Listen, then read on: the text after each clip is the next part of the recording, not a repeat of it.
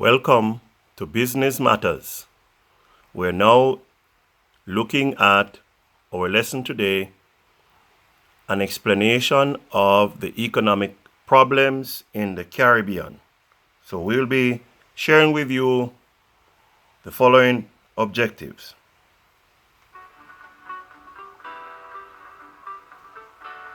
To identify the major economic problems of the Caribbean. To outline appropriate solutions to the major economic problems in the Caribbean. To identify what is foreign investment, direct and indirect. To explain the role, benefits, and impact of foreign investment. To explain how foreign investment can positively impact Caribbean countries and businesses. And we also will be seeking to look at an explanation of the negative aspects of foreign investment. Let's get right into it. And now we're going to be looking at the major economic problems in the Caribbean. The number one economic challenge in the Caribbean is unemployment, population density or overpopulation, migration, debt burden, sourcing capital and raw materials, economic dualism in the region, large unskilled labor force, inadequate technical and scientific knowledge. Now, what are those problems that are encountered from industrialization in the Caribbean? Industrialization refers to business activities such as production or manufacturing. The major heavy industrial activities in the Caribbean are oil drilling, natural gas extraction, bauxite mining, petrochemicals, and electronics. Now, industrialization creates both positive and negative effects, as we all would recognize by now. But what are those benefits from industrialization? 1. Industrialization creates jobs for skilled and unskilled workers. Goods produced locally can be marketed overseas. Industrialization allows us to generate foreign exchange from industries. And indeed, the government earns revenue through taxation. Industrialization also allows for the stimulation of growth in other areas such as finance and the service sector. So when there is an increase in manufacturing businesses and production taking place, then there's going to be also an increase in the activities in terms of finance and the service sector. Now, what are those negative consequences of industrialization? A shift away from agriculture. Yes, so we'll have what is called, what we have now is low production in agriculture. So as industrialization takes root in the Caribbean countries, what we experience is that now there's a shift, and so most persons now are moving away from agriculture, hence the production level will go down. With development, people tend to shy away from agriculture. There is this pressure on government now as industrialization increases in the countries, pressure on government to make available foreign currency to buy manufacturing materials and equipment. Adverse environmental effects. This is a serious one. Adverse environmental effects from population and contamination. disposal of industrial waste becomes a problem. Companies often do not make adequate arrangements to handle their waste. There is the other problem of serious environmental degradation to the water system, to our land, and as well to the air. Primary production dominance in our Caribbean countries. As a result of that, the Caribbean countries find it difficult to be more than primary producers. Why? Why is it that they find it difficult? Because of lack of capital, technical knowledge. The countries are heavily dependent. That means Caribbean countries are heavily dependent on imported raw materials. So even though we are performing and working in the sphere of industrialization, much of our source material are imported, hence create another set of challenge to the Caribbean countries. Economic and social conflicts may arise as a result of industrialization. The capital-intensive nature of productive activities results in high level of efficiency, as it does not contribute to high level of unemployment. Right? So let me go that again. Social and economic conflicts that take place. So while we have a capital-intensive nature, industrialization facilitates a capital-intensive nature of production activities, and this results in high levels of efficiency, right? As it does not contribute to high levels of unemployment. It does not impact the unemployment level. So heavy industrial activities require much energy, yes, to power machines and equipment to produce goods and services. Now, the problem with energy in the Caribbean is that we face a large energy bill because we do not have enough large source of energy creation. So the energy bill of most Caribbean countries hampers productive activities.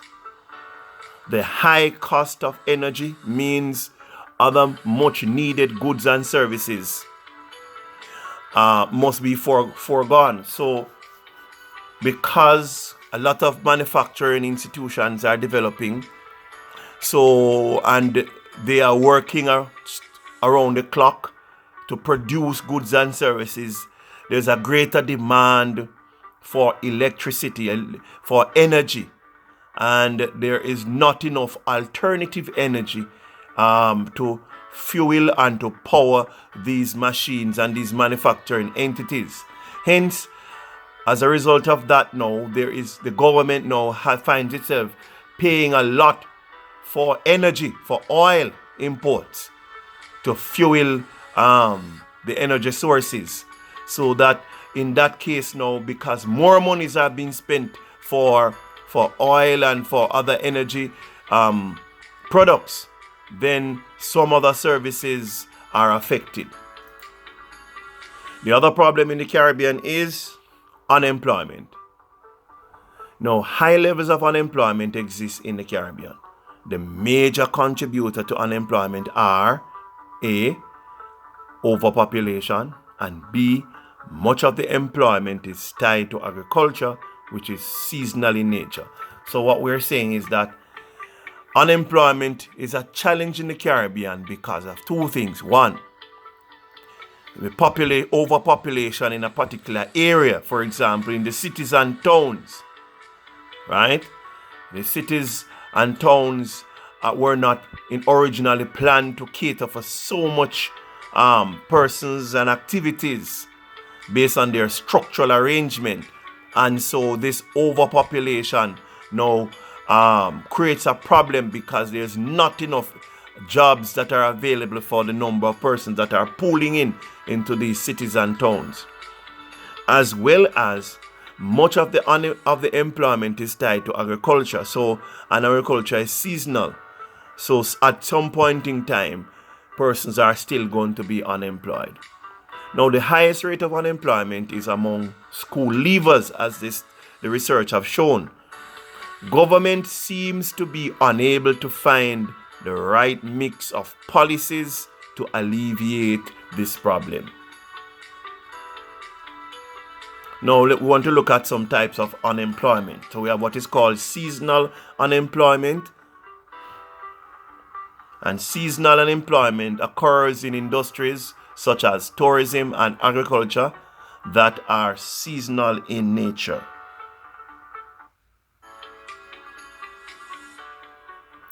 Crops are harvested at a particular season, so at some point in time, there won't be need for labor.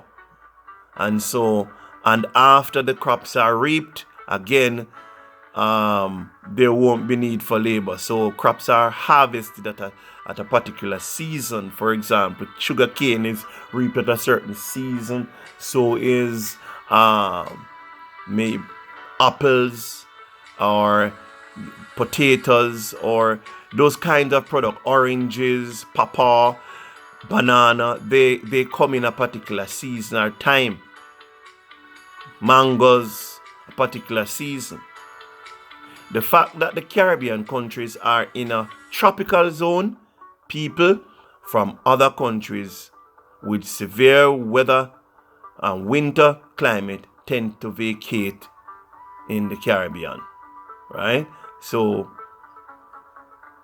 that's seasonal unemployment. Now we have what is called casual unemployment.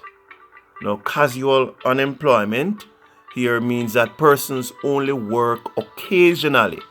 They have no set jobs and work mainly doing odd jobs. So, Mr. John is a casual worker. He gets a day work today to mow the lawn or to clean the garden. And then after that job is finished, he has no more employment, and perhaps until the next month or next couple of weeks.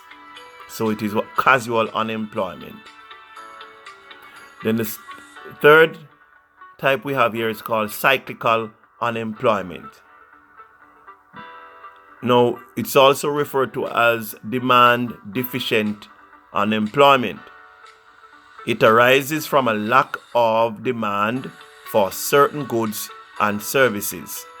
So, cyclical unemployment here suggests that demand rises. When the demand rises, then there will be employment. And an example of that is, for example, bookstores.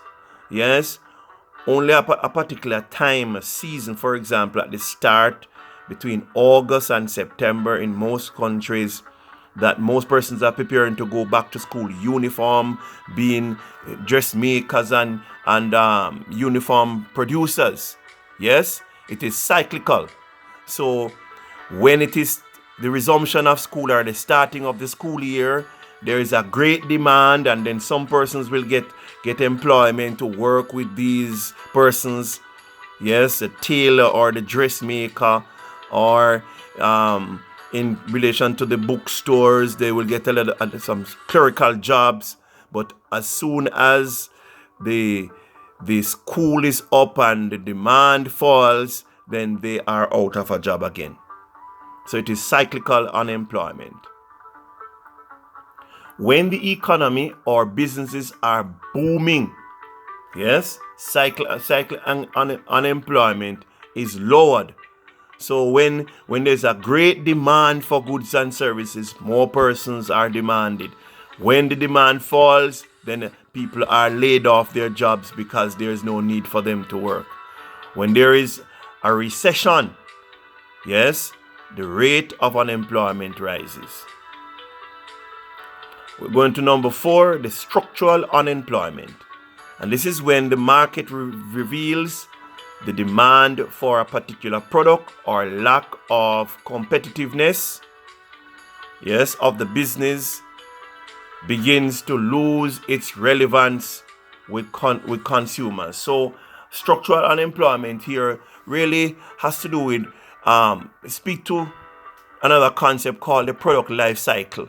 There's a high demand for the product, and as the demand rises, then the business owners may require more persons to work.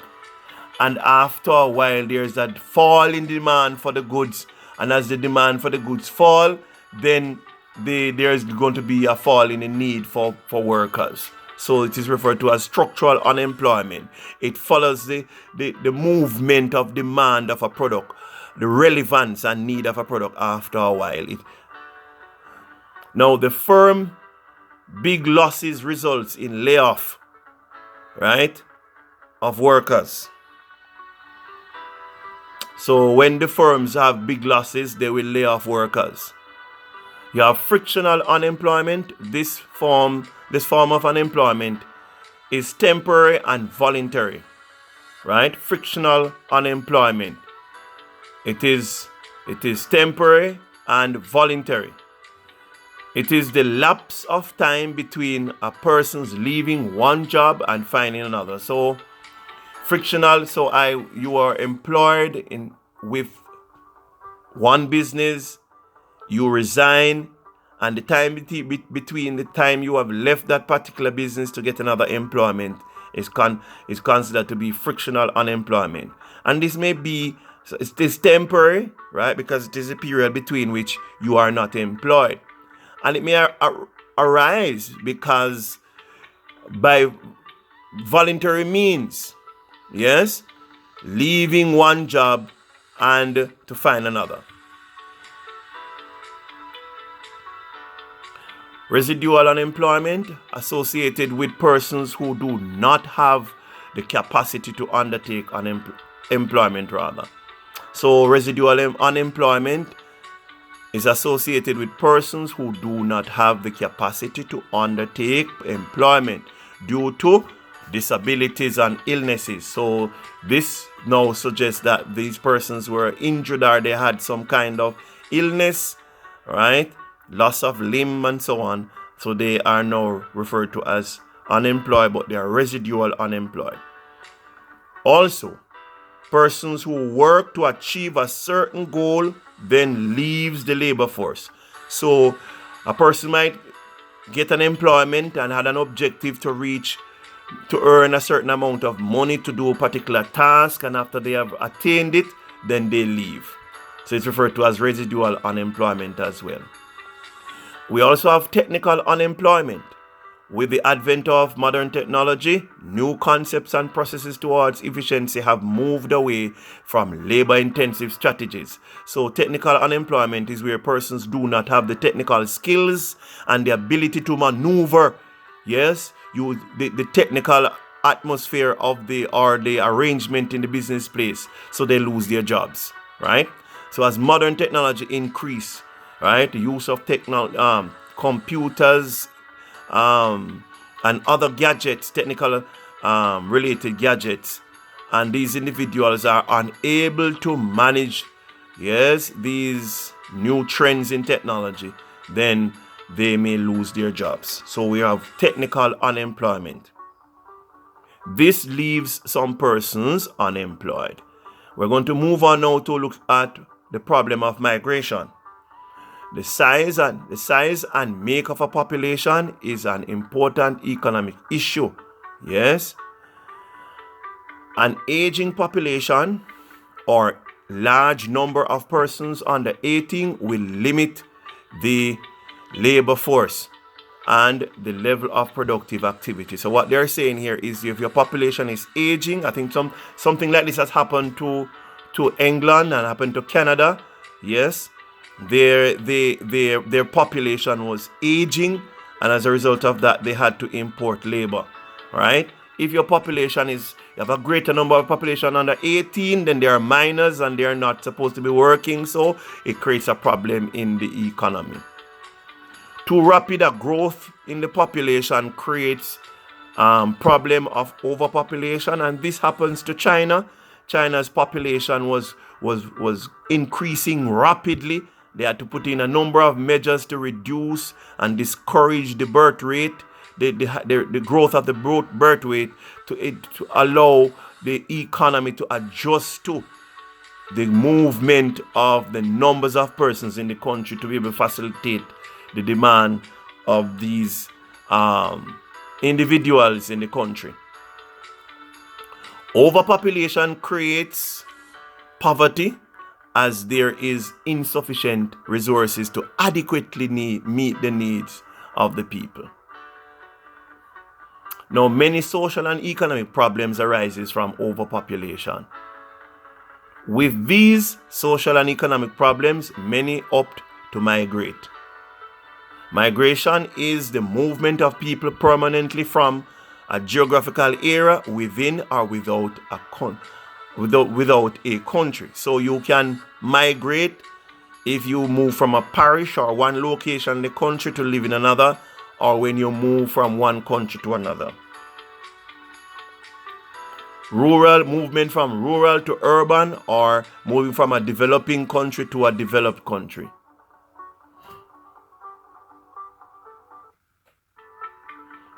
Now, migration causes brain drain. Yes? What is brain drain? Brain drain is where a country or community loses people from its labor force who could contribute significantly to the economic growth of that area or country. Brain drain continues to hinder the economic progress of the region. Why? Because these persons who are leaving have already been trained and they have the technical skills and ability to do the job. Yes, so that production can increase and efficiency can increase. Yes, but when they leave the area, leave the country, then retraining has to take place. So there's a gap between the level of productivity, yes, with the movement of one set of human resource to the new set of human resource. Problem of migration. Let's move on.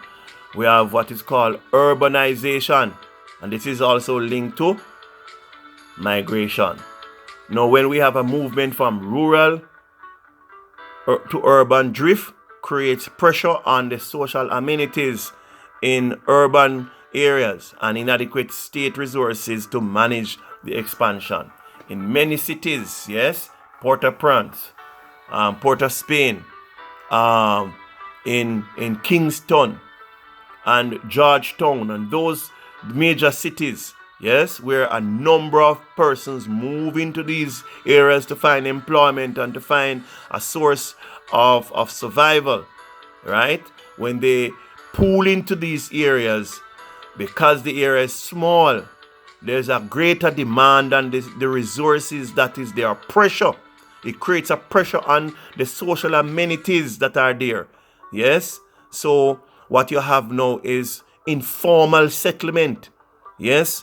And in Jamaica they refer to as ghetto areas, because there is not proper amenities that are there to facilitate the persons to live an adequate and appropriate living or life. So you have inadequate state resources. So now there's a great demand of the government now to make arrangement to deal with these persons who are now in these overpopulated areas. Development of unemployment settlements. So we have, as I just said, because so when urbanization takes place, we have a development of unplanned settlements such as ghettos, slums, crime, poverty, overcrowded spaces. All those are effects of urbanization. The other problem in the Caribbean is the problem of inadequate source of capital. The Caribbean suffers from inadequate capital to fully and efficiently engage the labor force into production. Now, some countries have borrowed monies from international institutions but have not utilized it for the best returns, thus creating a debt burden on their economy. With a heavy debt burden, much of the country's revenue are used to service these debt. So if the country earns, let us say $10 million worth of foreign exchange, 3/4 of that, are almost 90% of it, is going back to pay for debt. With a high debt to GDP ratio, yes, there is not enough fiscal space to spend on other critical areas of the economy. So you will find that there's a lot of bad roads and many rundown government buildings, because the monies that should be used to renovate and to repair, maintain these facilities are being used to pay down for debt.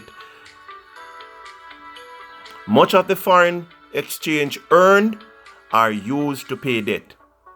High cost of loans require high payback, yes, with high interest. That's another big problem for the countries. The solution to the economic problems. What are those solutions to the economic problems in the Caribbean? One, well, possible solutions are access to foreign direct investment, attracting foreign companies to invest in factories and other businesses. So that is a solution. Foreign companies coming into the Caribbean countries to set up different businesses. Yes, so they are coming with their foreign currency, and that is going to give the government a lot of money now to also pay for their debt, as well as employment will be increased. These investments will create new and more employment for nationals and improve the citizens' standard of living. This can open new international markets, giving access to more locally produced goods for exports. Second solution, development of human resource. Competition for businesses and finance is at an all-time high. A multi-skilled, well-educated population increases the productive potential of the Caribbean. So what the governments have to do now is to put emphasis on getting the workforce educated and technologically efficient, and be able to use these technological advanced systems and equipment, right, so that they can maneuver the new changes that are taking place in the economies. An educated labor force is more easily trained to meet emerging global opportunities. Solution number 3, development of manufacturing, distribution, and export sector. Manufacturing adds value to raw materials, thus increase earnings. Yes, and an active manufacturing sector means an active economy, and it increases employment. Adequate air and sea port facilities, along with efficient telecommunication and road networks, will contribute to a smooth delivery of goods and services. Number 4 solution is development of technology to generate economic activities. Technology is being constantly developed so as to increase efficiency. Now, efficiency is reflected when there is increased output compared to input. So you're getting more from what you put in. The producer will be able to sell their goods at a more competitive price and obtain greater profits. Now, new applications in technology have made turnaround time in research and development, product testing, marketing shorter. Yes, so when we use more technologies, when we can do the research, yes, we can increase in the research and get it done quickly, and we can do the product testing, and we can do marketing, and this allows for the economy to develop faster.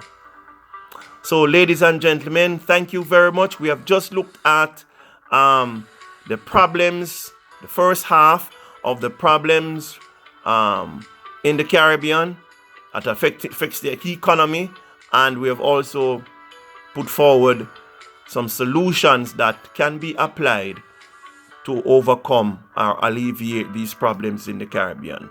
Thank you very much.